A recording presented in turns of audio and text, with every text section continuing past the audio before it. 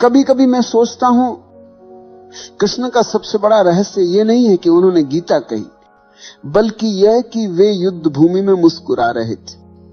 उनके रथ के चारों ओर मृत्यु थी, हवा में रक्त की गंध थी, धरती पर लाशों की परछाइयां थी, और वो व्यक्ति बांसुरी बजा रहा था। क्या यह पागलपन है या यह परम चेतना का संगीत है? तुम युद्ध देखते हो तो भयभीत हो जाते हो। कृष्ण युद्ध देखते और नाच उठते, क्योंकि उनके भीतर युद्ध नहीं, जो भीतर शांत है।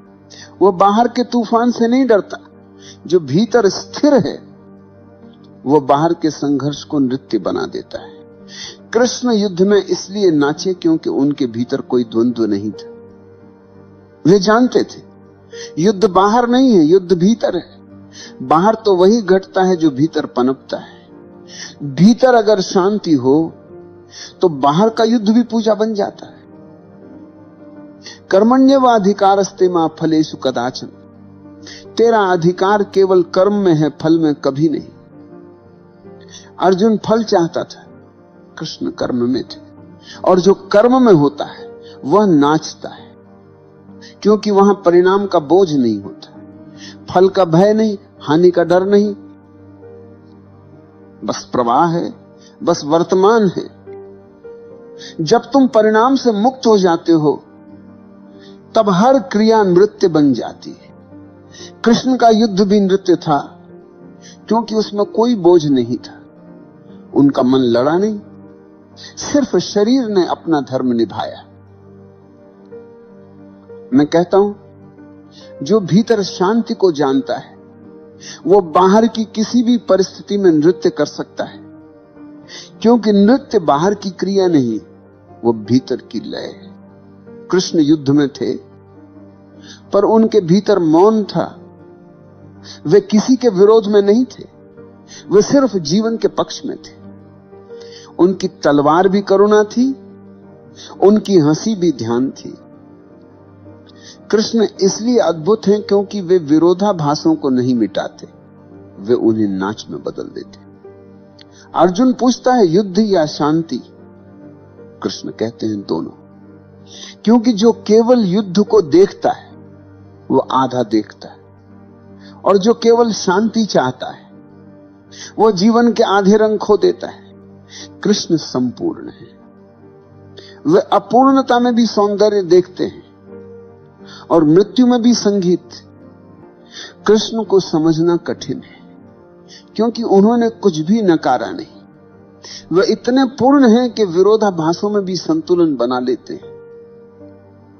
कभी वे रणभूमि के बीच नीति के शिक्षक हैं, कभी गोपियों के बीच बांसुरी के प्रेमी, कभी वे कूटनीतिज्ञ हैं, कभी सन्यासी से भी गहरे ध्यान में डूबे हुए। कृष्ण ने जीवन को दो भागों में नहीं बांटा। उन्होंने कहा सब एक है। समोह सर्वभूतेषु न मे द्वेष्योऽस्ति न प्रिय। मैं सब प्राणियों में समान हूं, न कोई मेरा प्रिय न अप्रिय। मैं कहता हूं यही समता कृष्ण का हृदय है। वे किसी को ठुकराते नहीं, किसी को अलग नहीं करते। उनका धर्म समरसता का धर्म है। वो कहते हैं सुख आए दुख आए दोनों को स्वीकार करो, क्योंकि जो केवल सुख चाहता है वह दुख को आमंत्रित कर रहा है। सुख और दुख एक ही सिक्के के दो पहलू हैं। कृष्ण ने जीवन को वैसे ही स्वीकार किया जैसे वह है, कभी हंसी, कभी आंसू, कभी युद्ध, कभी विश्राम। उनका रहस्य यही है कि वे विरोध नहीं करते। विरोध वहीं होता है जहां अहंकार है। कृष्ण में अहंकार नहीं, इसलिए वहां द्वंद्व नहीं। जो भीतर द्वंद्वहीन है वही बाहर संतुलित रह सकता है। कृष्ण के भीतर न नकार है न आग्रह, वे जीवन के साथ बहते हैं। उनके लिए कुछ भी पवित्र नहीं, कुछ भी अपवित्र नहीं, क्योंकि सब अस्तित्व का ही रूप है। जिसने ये देख लिया वह अब किसी चीज से भागता नहीं। वो हर जगह ईश्वर को देखता है, मंदिर में भी, युद्ध में भी। युद्ध कृष्ण के लिए धर्म का मंच है। वह शांति के विरुद्ध नहीं, बल्कि उस झूठी शांति के विरुद्ध है जो निष्क्रियता से आती है। वे चाहते मनुष्य जीवित रहे, पूरा जिए और फिर भीतर मौन पाले।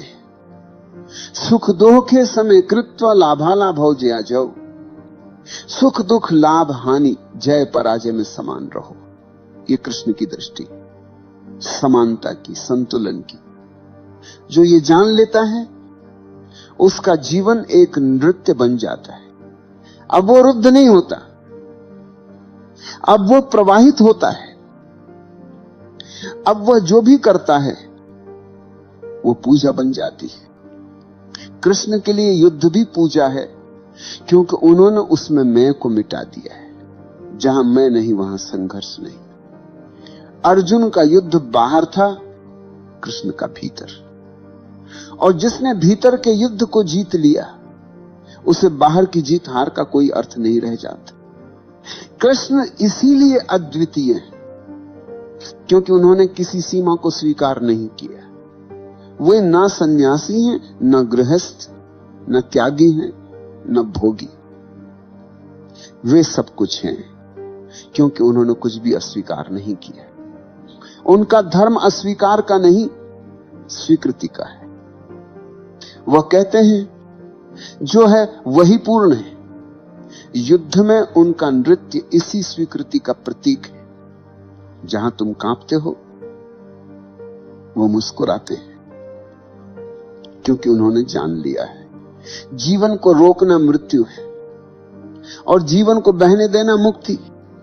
योगस्थ कुरु कर्माणि संगम त्यक्त्वा धनंजय। हे अर्जुन, योग में स्थित होकर कर्म कर। योग का अर्थ है वह स्थिति जहां विरोध समाप्त हो जाता है, जहां सब कुछ एक हो जाता है। कृष्ण उस योग में स्थित हैं, इसलिए उनके लिए युद्ध भी ध्यान है और नृत्य भी ध्यान है। अर्जुन की दुविधा थी, क्या मैं हत्या करूं? कृष्ण का उत्तर था, तू कुछ नहीं करता।